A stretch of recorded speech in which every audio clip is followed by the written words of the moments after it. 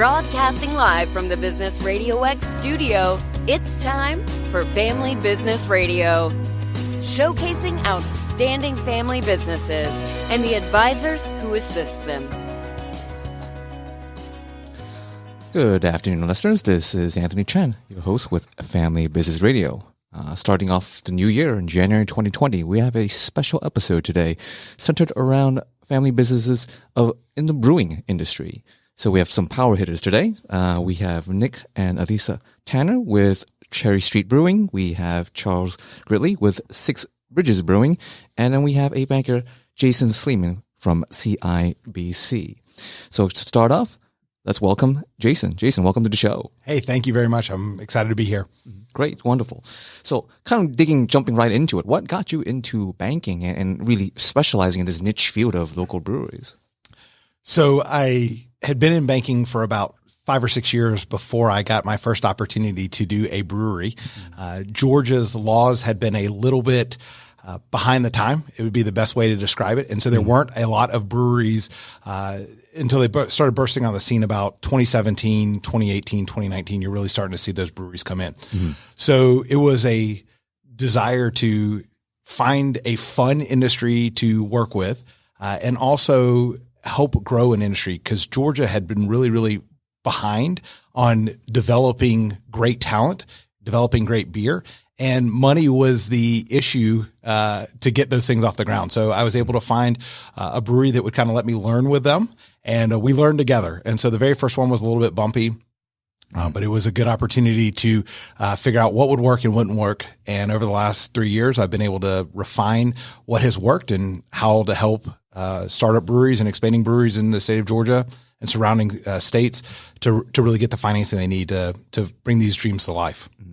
So kind of going into the process, what could be an expectation of someone who's looking to go into the business or someone who already has an established business to look for more financing? Yeah. So if you're looking for it for the first time, the expectation is it's going to take 5 times longer than you actually thought it should take. You think that it's going to take this really condensed time, but there's a lot of nuances in lending to a brewery. And some of that is even, does your beer taste good? That's one of the things that is important too. So, there's a lot of testing out the recipes. There's a lot of trying to figure out if this will work. But on the raising capital side, some of the expectations are, how do you put, funds that your business can gather, whether that's investors or partners, and marry that to bank debt? How do you put the two pieces together? Because unlike a home mortgage, there is no 100% financing for a business. So you've got to have something you're going to inject into it. And finding that is, at the very beginning, it was really sexy to invest in a brewery. Everyone wanted to throw money at breweries. And as they've realized these are become businesses and they are not the joy of saying I own a very small part of a brewery has become less. It really has become people investing in them because of financial decisions. So you need someone that has both the capability to brew good beer, but also the capability to run a P&L and understand a balance sheet and make sure that they're returning a profit to their investors. Well, that kind of brings up a question on my mind. So you mentioned about, does the beer taste good? So here's kind of a curveball question. Does the underwriter actually have a beer taster on staff? Yeah, it's usually me. Oh, okay.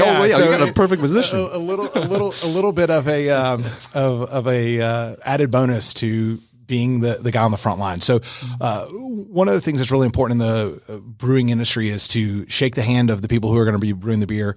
Most of them have done it at least as a hobby for a while. And so they have product that you can taste. It may not be the official product that's going to go out later on in life, but you have something they can take. A lot of the path now is for them to start going to festivals pretty early on. So they will find an established brewery. They will have some of their product contract brewed once they get some of their initial licenses, and then you can test the market. And so there is some data for both the brewer and the bank to say, is this a viable business? Can this be financed, or are they putting out really terrible tasting stuff and they need to go back to the drawing board before they get real money? So from the sounds of that, from someone that's completely new, wanting to kind of dabble their toe in it, it sounds like you outlined a little bit of the steps that need to take, meaning kind of a market test. Would that be an advice that you would help guide someone that is completely new? So if someone wanted to start a brewery, one of my pieces of advice for them is to go find a great brewery. find someone that's already doing it and start by sweeping their floors, right? That's the first step to getting your financing is sweep up floors and start raking out grain out of the equipment and start sanitizing, because I'm sure you'll hear later that even as a banker, I learned that brewing is 97% cleaning and 3% actually brewing beer. So they need people to clean stuff, and that's probably the best way to get in. And then after you've established that and learned on someone else's system, have gotten a little test, getting some of your beer into the market's a really good place to go. And then if you still like it after you realize that all you are is a glorified cleaner, then maybe starting a brewery is a place for you to go. Mm-hmm. Wow. Okay. Did not know about that. So what is kind of the difference between a brewery and a brew pub, and how does kind of the banks treat them differently if they do? Yeah. So the banks do look at them differently. Now, the law, the SB 85 law that was passed in Georgia that gave some of the distinction erased with SB 85. So what used to happen was a brewery could brew the beer on site and they would send it out through distribution. So they didn't serve food at a brewery. And prior to the SB 85 passage, they had to give away the beer. So if you were at the brewery, you were not paying for a beer, you were getting free beer and paying for and I'm using air quotes, tour. Okay. The opposite side of that was the brew pub. And the brew pub, most people would think as a restaurant. That's the first thing that they think of. It's a restaurant that brews its own beer. And so there was a 50-50 food component to that. And so they had to sell a lot of food to make up for the amount of beer that they had. Post SB 85, some of that has blended together. So now breweries can sell you a beer directly across their counter, and they can also serve, they can have a small kitchen and serve some of the food. So, you would look at some of the breweries that are out there now and they look like they have a full kitchen, and you look at some of the brew pubs and they've got a distribution model. And so there is a little bit of a blending of the two, but banks do treat them differently because of the fact that the regulators treat them slightly differently. We think of a brewery as a manufacturing facility, and a lot of their money is made up out in the market. So you see their cans on the shelves, you see their cans at bars and restaurants around. Where a brew pub, you're really going to take that trip to go to that brew pub and eat their food because they've paired it with their beer. And so we look at those more as restaurants from that capacity. So there is a little bit of, is it a manufacturer or is it a restaurant? And there is a little bit of a blending line, but there's definitely a difference in how we underwrite the two of them. The restaurants fail a lot more often than manufacturers fail. And so you have to take that consideration when you're looking at a brew pub. So when taking into that, consider those two kind of opportunities for someone that's, again, new starting in, would it be much better just sticking with the brewery in terms of, from the sounds of it, a little less risk, or should they just kind of dabble a little into the brew? Yes. So my answer to them is, do they want to serve food, right? Do you want to hire a lot of staff and wait staff and have the headache of managing a lot of people? Because the staffing model is very differently for a brewery and a brew pub. And we look at it differently from a banking perspective. How many people are you going to have? Are you worried about, having a big staff of restaurant servers, or are you just going to have a couple people manufacturing your beer and then one or two bartenders coming in at the evenings to manage that? And so there's a cost difference. There's a lot of issues. And so, I would tell you, and I think probably Nick and Alisa will probably say more on this, but the biggest part is, how much food do you want to serve? If you don't want to be a restaurant, then be a brewery. If you want to be a restaurant and you really like the food aspect of it, and you've got someone who's creative and wants to be a chef, then the bank would definitely support you on starting a brew pub. Okay. Then what is kind of the different and unique challenges when trying to obtaining financing? Yeah. And so when you look at obtaining financing, there's a couple of different steps. And so, if most of the startups are going to go through the Small Business Administration, so the SBA. And so there are a lot of challenges with that. There are challenges of, did you raise enough capital to put your part in? So the bank's going to finance, somewhere between, I'm going to use a really big broad stroke here, but they're going to finance somewhere between 70 and 90% of your project. And so you're going to have to come up between 10 and 30% of the other half of it. So if you're talking about $1 million project, which, these are very heavy equipment intensive businesses. And so they get really expensive really, really quick. So there aren't very many $100,000 brew pubs out there. And when you look at that, they get expensive. So you've got to be able to raise capital. How do you raise capital? Have you kept your credit in good standing? Because sometimes you get someone who's very creative and they forget that they need to pay their bills. And so they look at it and say, hey, I'm really good at my craft, but I have bad credit, or I don't have any credit, or I don't have any cash of my own. And, as you look at that, there is the collateral standpoint, there's the cash flow standpoint, and then there's just the, going back to the 5 C's of credit, right? But it's how does that person have the capacity, the collateral, and the cash flow to really do this? And can they make a business of it, or is it just a hobby? Mm-hmm. So what advice would you have for someone that's got this idea and they have maybe some prototypes and want to go into the brewery business? And what's the first step for them to even think and consider obtaining financing? Yeah. So a business plan is going to be really important for them. So as you build this together, there's a couple of things that you have to do. You have to see if you can rally around enough cash to do this. And if you do that, can you actually put a plan together that will make sense? Because a bank is going to look at how likely are you to succeed. And one of the things that we look at is, especially when you're creating a brewery, is that you would expect to make negative income for the first 12 months that you're in business, right? Because you're having to build the brewery, you're having to put the equipment in, and then you've got all these expenses before you sell anything. And so do you have the capability to weather the storm yourself personally, right? A lot of people think I'm going to start this new business and my $150,000 or $200,000 salary will start on day one. And in the brewing industry, maybe 50 years later, they make $100,000. It's a good way to love something. And so you have to be able to say, how do I really have a passion for something? And can I rally enough people around that have that same dream for me? And can we put these two pieces together to convince a bank with a business plan and the cash in our hands that they should invest, 70 to 90% of a project to invest in our dreams. So you would say, based on just that story alone, this is definitely beyond just a pure hobby, but more absolute passion. Like they live, sleep, and breathe. So I'll give you a good story of one of the breweries that I worked with. The owner had a cooler when they were building it. The cooler had a issue on it. And they had gotten some things into the cooler pretty early on. It was some ingredients, and he slept on top of his cooler throughout the night to keep resetting. The breaker was tripping, and so he slept on the cooler, and every about 15 minutes woke up to reset the breaker. So he made sure that he didn't lose the ingredients inside. So brewers are passionate. They believe that it's definitely something that they are creating art, and I think that's definitely true. There's a lot of really, really good beer out there that is art, and those are the guys that are willing to work really, really hard to make things happen. So kind of before we move into our next guest, what is kind of the unique and different, I would say, challenges or opportunities when you were working and financing Nick's and Alisa's? Yeah. So when we were working on Cherry Street Halcyon, it was a really, really fun project to work on. You get, as a banker, get emotionally attached to them. The biggest thing that I saw differently was when they showed up. They had been born into the family business. Their dad was a restaurateur before. Nick had gone off and gotten an education on how to be a brewer. So you were talking earlier about being a hobby. Nick has an education that says, here's how we do this. And he had gone and taken the hard knocks of probably sleeping on top of a cooler himself at some point in time, and really doing that. Alisa has a hospitality background, and how does she be able to do that? So it was a perfect partnership of operational front of the house and being able to put that experience together.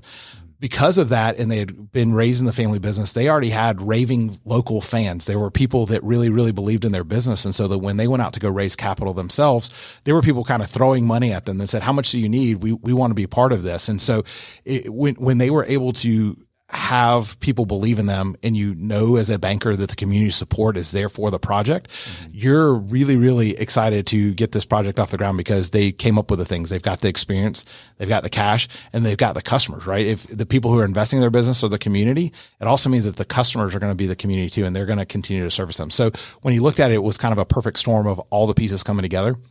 And it was because they had really been born to create this brew pub and, be successful in what they were doing. So, John, coming from the outside in, if it was a purely analytic person, you guys definitely take it in more of a finesse approach of looking at the qualitative aspect than just all the numbers. So this is where I don't think computers are going to replace bankers anytime soon, right? If you take things purely from a numbers perspective, I don't know, if you take it blind and you took 5 or 6 different breweries, you probably would only fund one of those breweries. But really what you're looking for is, can they tell a story? How does the individual tell the story that goes along with the numbers?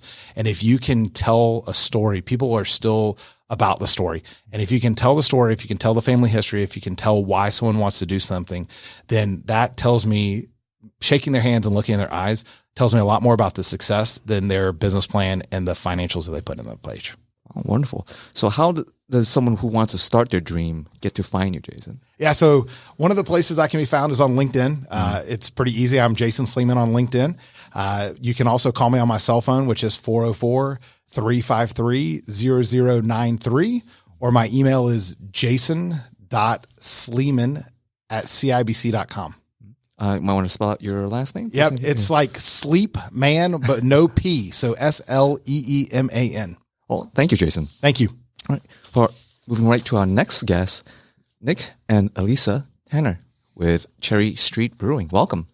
Thank you. Thank you for having us. Oh, thank you for coming. This is a very unique episode, all revolving around brewers. So we kind of get a little glimpse of how you guys got started in. So growing up, what is it like growing in a household where your dad is just running a restaurant or a food business? It was growing up, we would see a lot of our father, and then we wouldn't see him for periods of time, and then we'd see a lot of him, and he has big visions and big dreams, and we watched him build over 20 restaurants under his name in the greater Atlanta and Georgia area. And so when I was growing up, I would travel with him to different restaurant sites and get to see construction and get to see all the from the ground up. And he would do renovations and from brand new build outs from the dirt. And it was just a really fun opportunity. He was extremely dedicated to his dream of having a chain of restaurants through Georgia with the product that he loved the most, rotisserie chicken. And so rotisserie chicken has taken my sister and I pretty far in our lives. So how was it like for you, Alisa, on your perspective? Well, I had a little different perspective than Nick did. Dad wasn't taking me around to construction sites or to new business construction.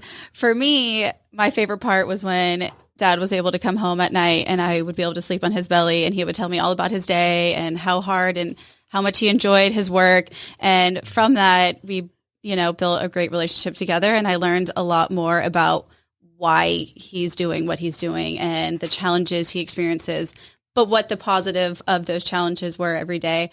And then once I got a little bit older, I started hosting in the restaurant. And that work ethic that I was instilled in me when I was 8 years old is something that I can never replace. And I'm very fortunate for my dad having, the background and bringing me in. Then I started dishwashing and kind of learned from the ground up. And I'm just very blessed to have had those experiences to get me to where I am today. Yes. So as you kind of going through this transition, was it always in the back of your mind that, yes, I'm going to go into this business like my dad? Or did you ever feel any pressure or any other sorts? I think I can speak for both of us that when we both graduated high school and went to college, we did not think we were going to be in the restaurant business or in the family restaurant business. We both had different ideas and agendas and whatnot. And it was actually brewing beer that brought me back to my dad, and which is really cool. And when I was in college and I learned how to homebrew beer and fell in love with brewing beer, and I just turned 21 years old, and this brew pub in Fort Collins, Colorado had closed due to some ordinance violations and such. I called my dad and I said, hey, can you take a look at this? And is this something that may interest us? And that particular project fell through, but it gave our father and myself, a goal that him and I would open a brewery brew pub together. And then we worked really hard over the years, and I moved back to North Atlanta from North Colorado and all that to pursue this opportunity. And so, no, it was originally I didn't think I was going to be in the restaurant business, but we're good at it. and we're good. We know people. It's all about people. And I love interacting and socializing with people and customers and hospitality.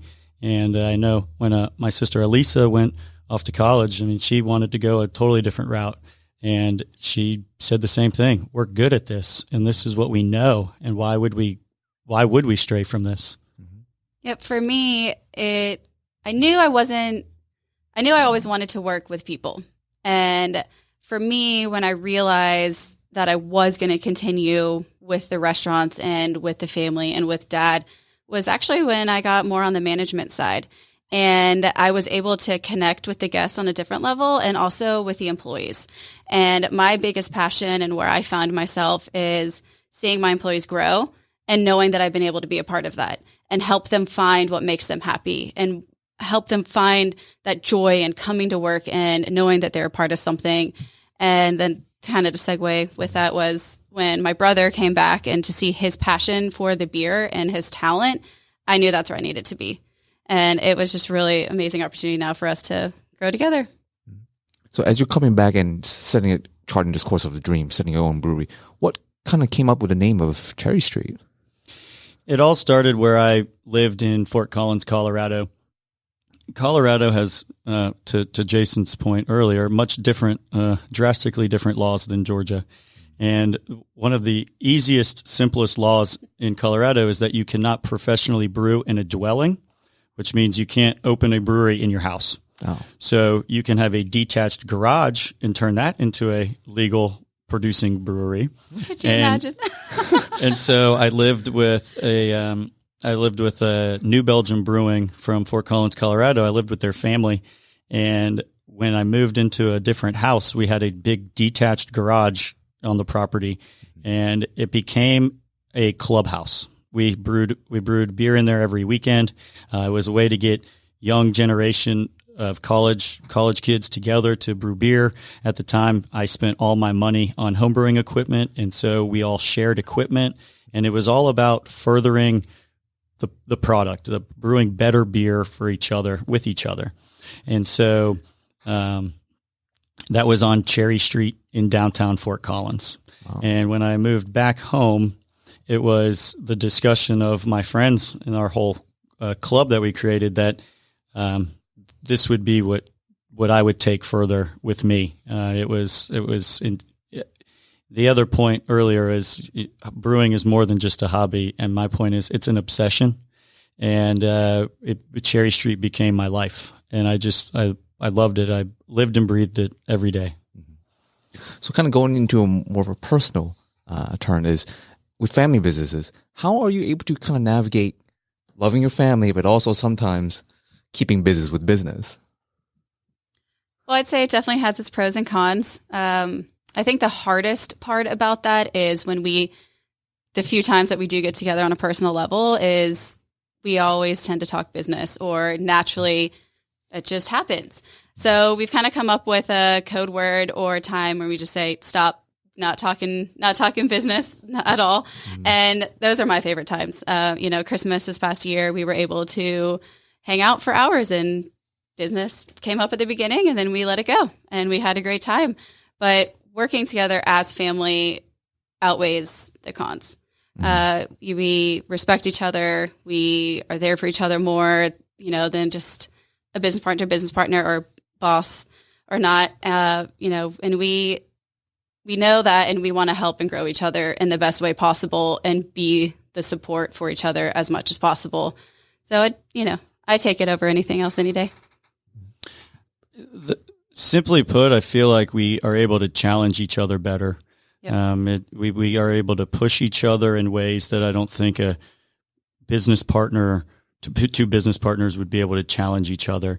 And I think we've grown so far in that realm that we can be a little stubborn at times, but that just goes along with it, and that's what pushes us more. The stubbornness is because of passion and because of believing in it so much that sometimes you only see things one way, but there's multiple ways to skin the cat. So you have to, it's always nice to have somebody say, to really beat on you and say, no, like there's other ways to look at this. And So we're able to challenge each other in a way better, I feel. Well, and Jason nailed it earlier. We both have opposite strengths and weaknesses that together we're a power duo. I say we are a true yin and yang, her and I. Yep. All right. So what is motivated or inspired to come into expanding in Forsyth County? Forsyth became home to us. I kind of make a joke that I moved from Colorado to suburban Atlanta to start this business and career. But when I moved to Forsyth, it felt like Colorado. Actually, it's a very progressive community. Everybody's like ahead of the curve. Everybody's willing to or wanting to like do better and be better. And I really like that about Forsyth County. And so I always thought that after our first location that we've now been in business for 7 years in Forsyth, I always thought Cherry Street would have moved closer to the big city, Atlanta.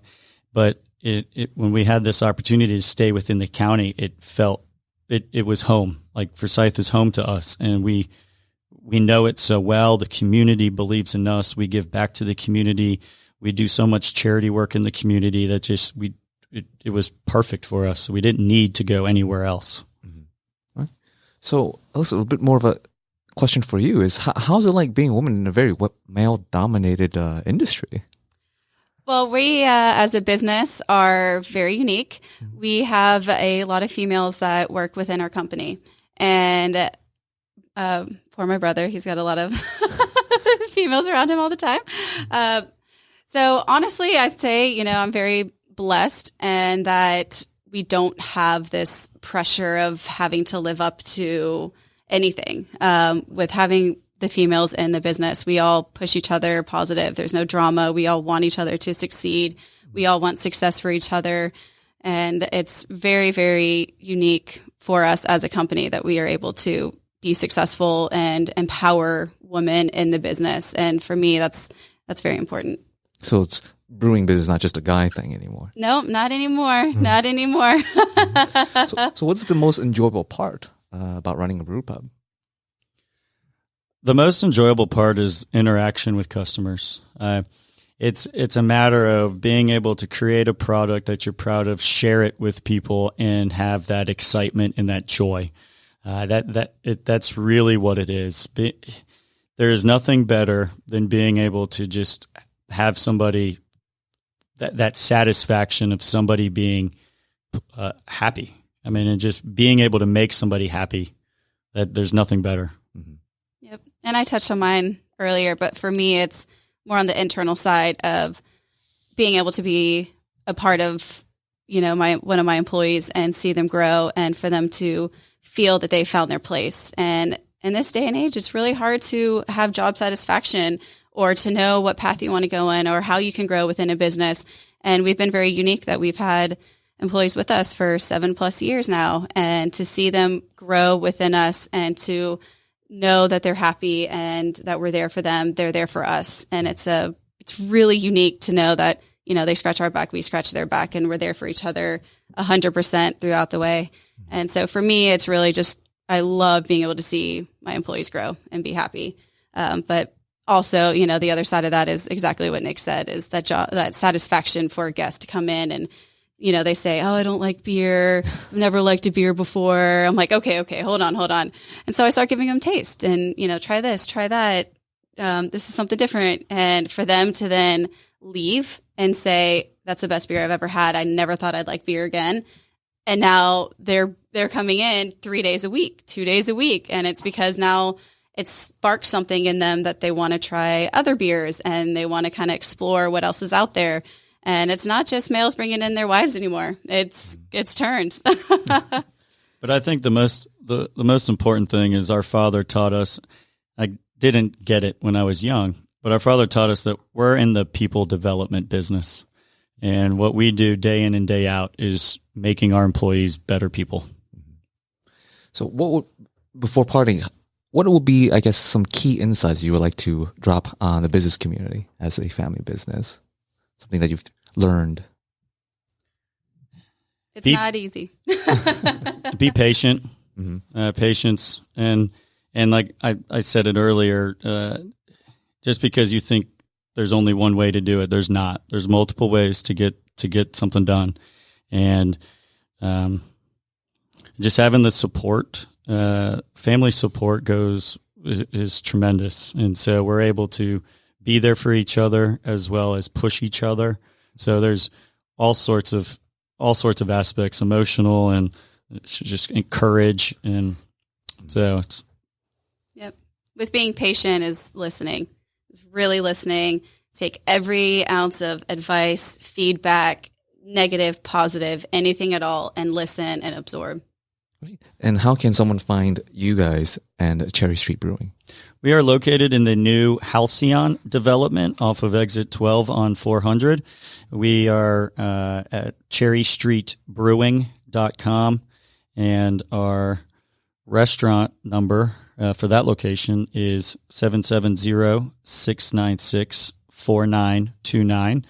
We just started selling beer to go in growlers this past weekend as well. So if you come up and enjoy a beer, you can now take it home with you and enjoy something off of our huge chef menu that we hired a chef for this location that has just done a phenomenal job, and we're really excited to grow with him as well.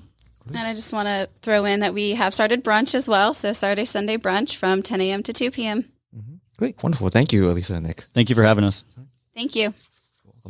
Our next obsession project, we have Charles Gridley with Six Bridges Brewing. Welcome, Charles. Thank you for inviting me. Oh, thank you for coming. So what is the inspiration for you to start into the brewing business? That's a very good question, and I would say that mimicking is the sincerest form of flattery. And so my son and myself and several family members would come to Cherry Street and admired the culture of interacting with the people. Mm-hmm. We would come more interested in talking with Nick or CT or any of the other staff there, and then the meal and the beer was secondary. So we look forward to that interaction, and he would remember, what we had last week or what we talked about last week, and you're always interested in them. So we adopted that culture into our business as well. And so they're a big inspiration for us. Wow.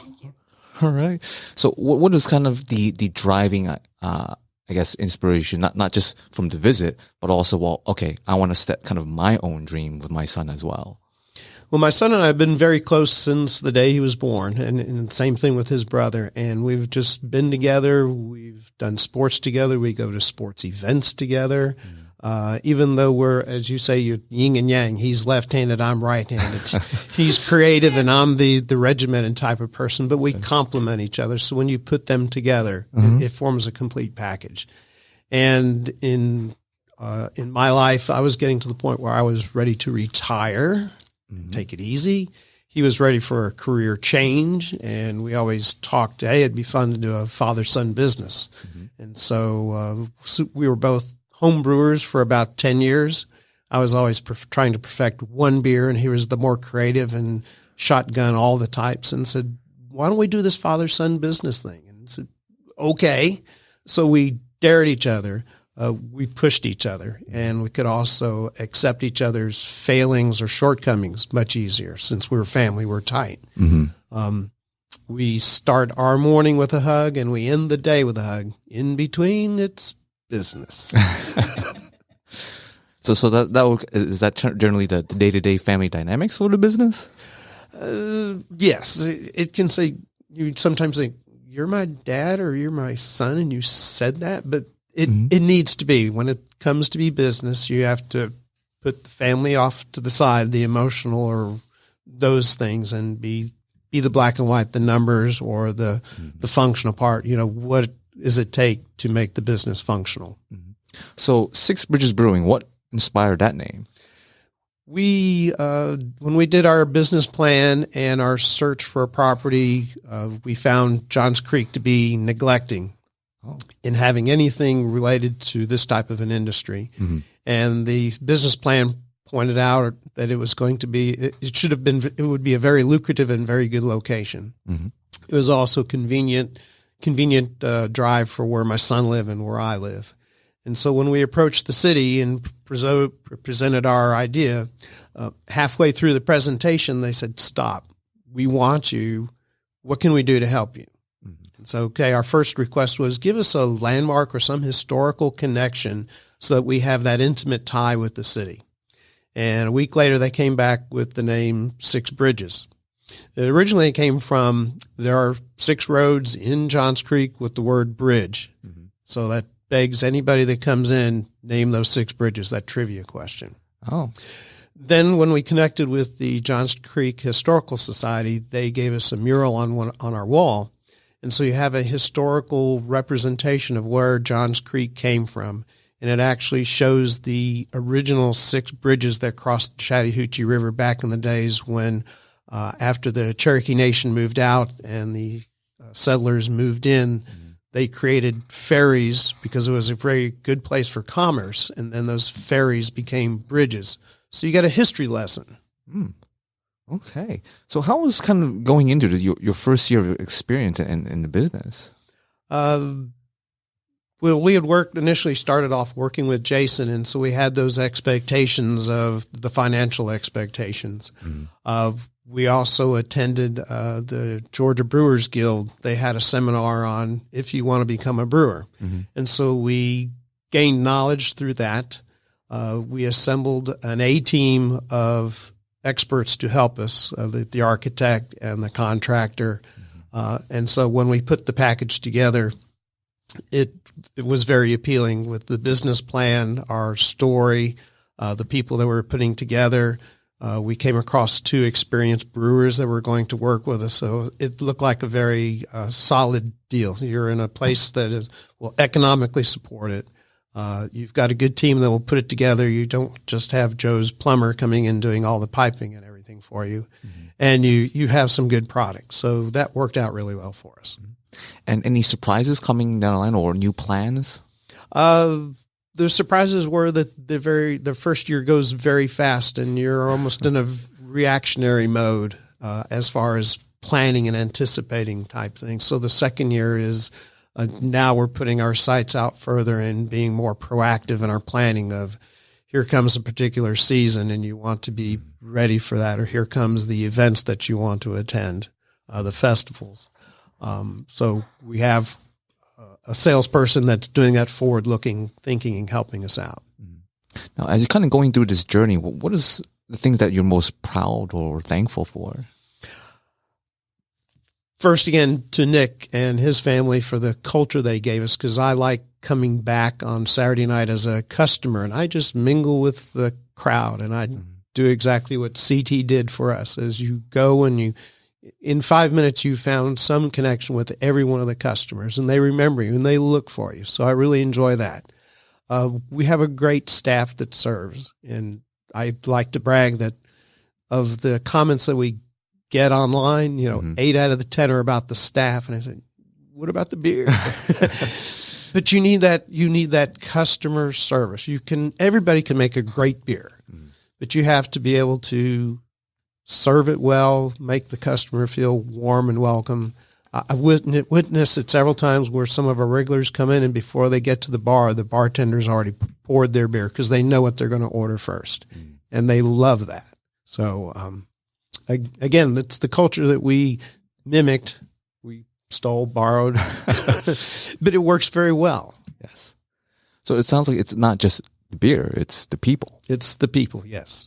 You want to welcome them. You don't want them waiting on to be served. That interaction more than I'm giving you a beer and you're giving me money. We get those relationships. It's your birthday or where'd you go on vacation? Those kinds of things you want to share. And they ask the same questions of us. I mean, I hear some customers come in and say, hey, I'm going to go get some food from so-and-so, and they buy the meal for the staff. Wow. So there's that loving family connection. Wonderful. Yeah. So what would be kind of your parting words of wisdom as others are maybe thinking of going into this journey as well, whether it just be brewery or just a family and or father and son business? From the family perspective, make sure that your relationship is solid. It will be pushed and pulled and tested. And don't be afraid to do that with your family members. Your bonds are strong, and so it's like a very strong rubber band. You can stretch it, pull it, and you can count on it. And make sure, that you have those code words when it's stop. You've crossed that line. As far as going into a brewery business, do your due diligence of being able to raise the initial capital. You're going to spend quite a bit of time running in the red. But put your sights, don't look at next week, look at the future. In the case of, like Nick says, brewing it's a passion. It was a hobby of both my son and I, and we did it for a while and we enjoyed it. So it felt natural to go into, let's do something that we enjoy doing and we enjoy doing together. Wonderful. So how can best someone find you at Six Bridges Brewing? We are located in Johns Creek in the general intersection of Medlock Bridge Road, which is Highway 141, and McGinnis Ferry. Our website is Six Bridges Brewing, and the 6 is spelled out. Our phone number is 470-545-4199. Thank you, Charles. Sure. So kind of going into our new section, roundtable discussion with all of our brewers and our specialists. So Jason, kind of diving right into it then. So you mentioned about these new recent changes in Georgia with the laws being a little bit more relaxing, allowing these microbreweries all popping up. What is the next field of opportunity you see coming down the line? I think we're already there. A lot of the guys are racing to second locations and third locations. So very early on, it was not profitable to have the brewery. You were trying to get it out into distribution. And now with the fact that the profit center is really within the brewery itself, and distribution is really kind of your big mobile billboard, that what you want to do is you want to have multiple locations. So, SB 85 was passed to create breweries more like neighborhood locations where you say, hey, I like Six Bridges because I live in Johns Creek, and so that's the place that I go and have a beer.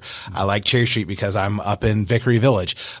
That's really what that law was set to do. And so what we should be seeing, and what I think we are seeing, is you're seeing locations of places where maybe you have something in Atlanta, but you also have something in Woodstock, or you have something on the south side of town. And so what you're doing is you're creating these brands that are synonymous with the neighborhood. And so it's not just the fact that what they're doing is they're creating those raving fans that we talked about earlier. Yes. So they're supporting the family businesses around them. They really are becoming family businesses. The breweries are working hard to create a culture, develop the next generation of leaders within their organization, and they are really creating a community around them. And so that's what I think we will continue to see, is we'll see second, third, fourth, fifth locations, and we're going to start seeing these smaller scatterings of breweries throughout the markets where you can go in, get your to-go beer like Nick was talking about, and have a beer and enjoy time with your friends on a bar stool.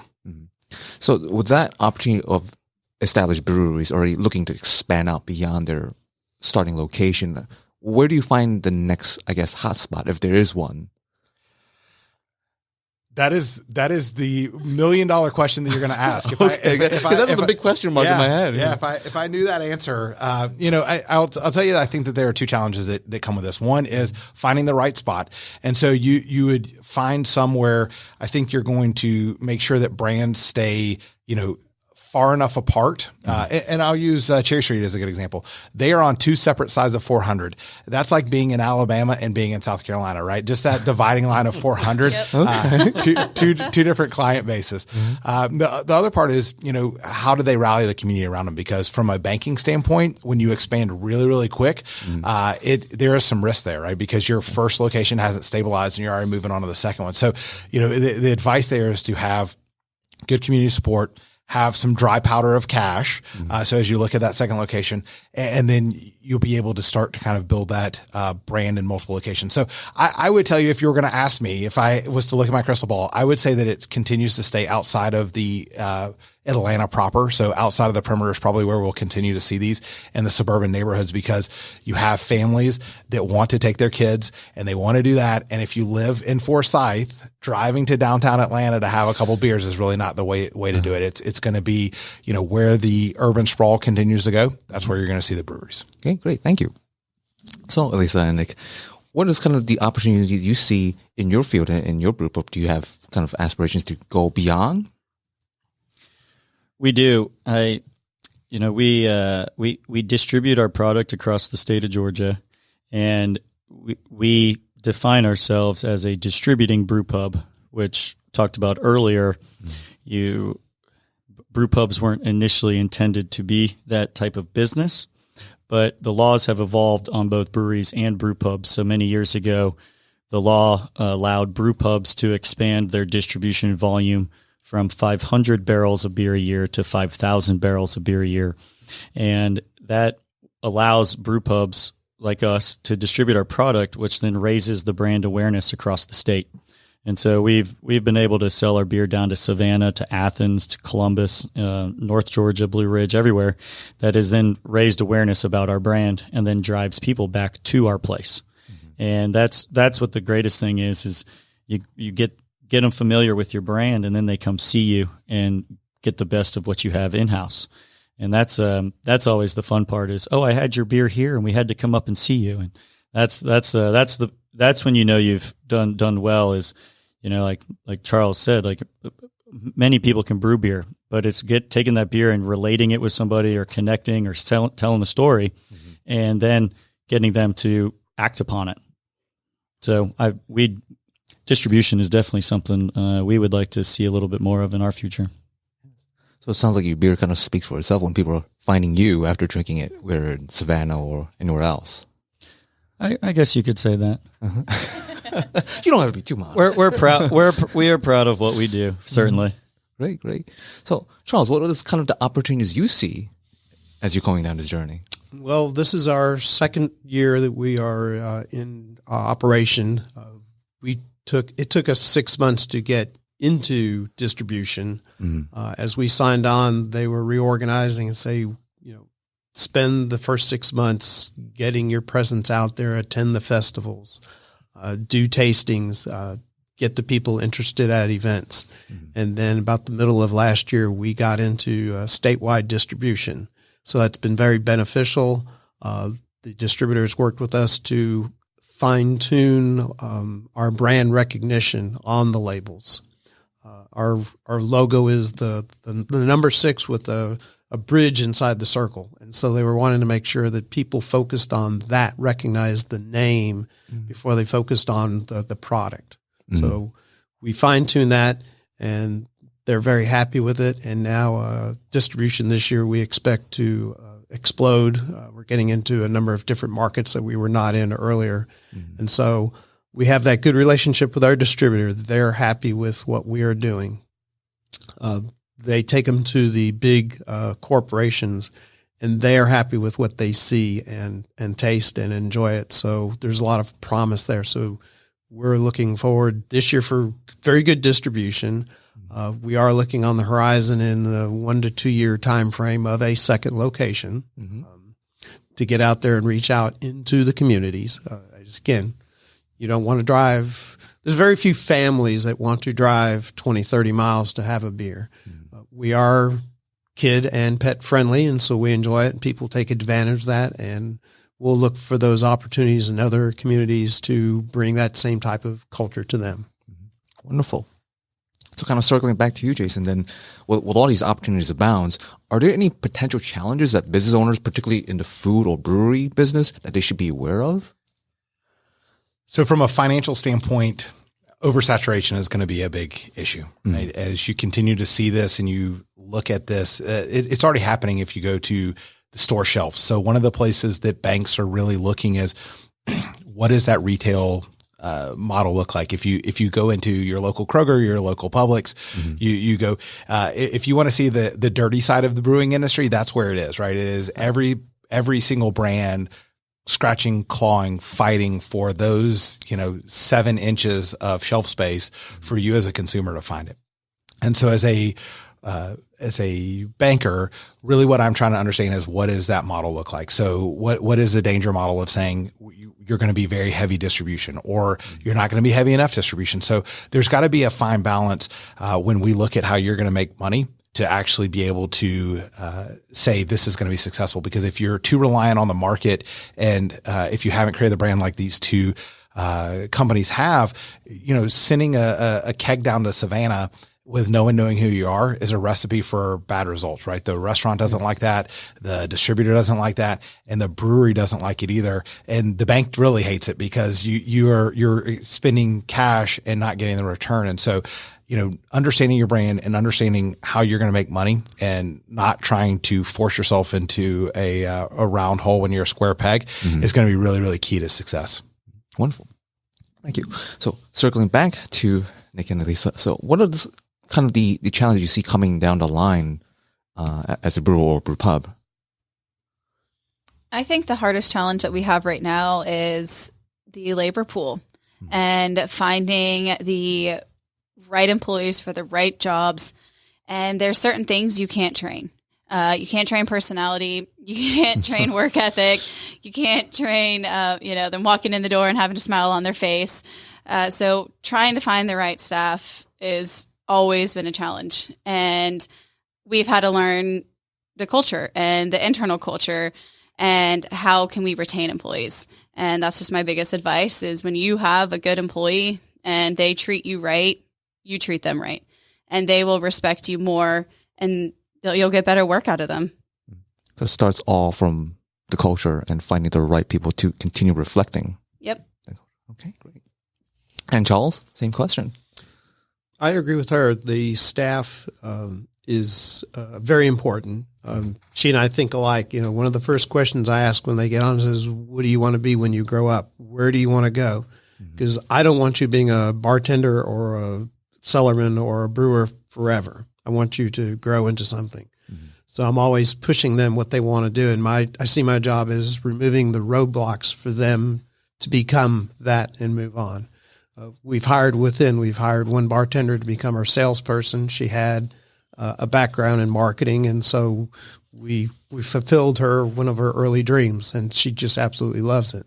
And so we have other people that are anxious. They see that, you promote from within, you don't hire, immediately outside. And so that excitement is there, and they're always saying, when can I be that?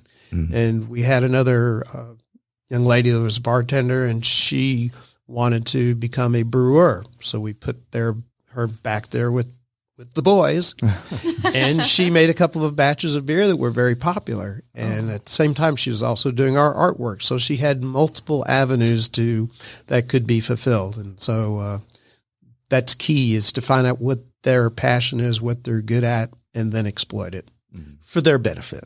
Yes. So kind of the general theme, it's not just for brewery here and conducting a culture, but really investing in your people. And it's not just family by bloodline, but family because they're with you. Goals kind of surpasses that. Right. Very blessed for our Cherry Street family.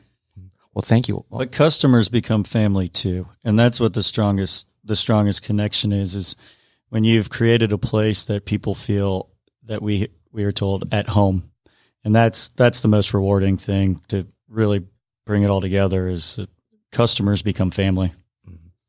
Well, thank you, everyone. Jason, Nick, Alisa, and Charles. Well, that is today's show. This show was sponsored and brought to you by yours truly, Anthony Chen, with Lighthouse Financial Network. Securities and advisory services offered through Royal Alliance Associates, Inc., RAA, member FINRA SIPC. RAA is separately owned, and other entities and or marketing names, products, or services referenced here are independent of RAA. The main office address is 575 Broad Hollow Road, Melville, New York, 11747. You can best reach me at 631-465-9090, extension 5075, or best through email, which is just my full name, Anthony Chen, CHEN, @lfnllc.com. Looking forward to you all lending your ears to our next episode at Family Business Radio. Thank you.